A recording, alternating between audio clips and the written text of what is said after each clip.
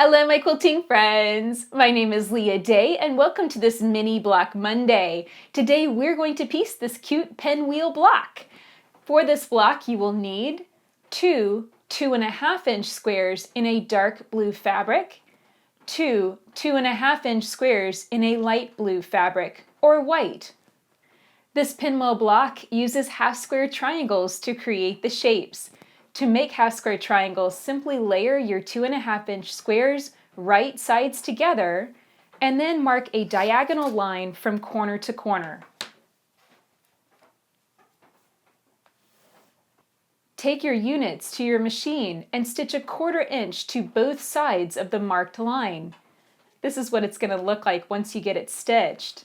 Now cut the units apart by slicing right along that marked line in the center.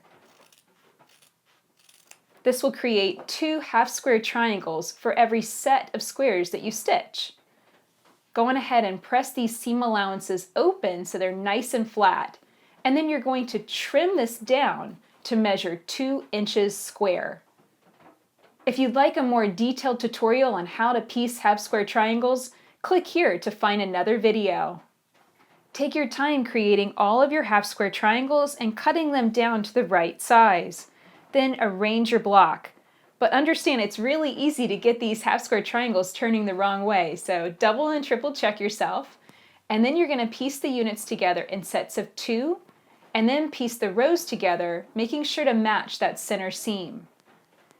And here's what it looks like whenever you finish your pinwheel block. This block should measure 3.5 inches square at this point, or 3 inches finished once you piece this to other things. Now, if you'd like to piece this into something fun, here is our bonus project for this month. This cute pincushion can be pieced with any of our mini blocks, and you can find the pattern in our Quilt Friends Club. That's at quiltfriends.club. So that's it for this tutorial. If you'd like to find more Mini Block Monday videos, click here to find a playlist of them all. And if you'd like more tips on quilt piecing, click here to find a video with my 5 main tips for piecing successfully.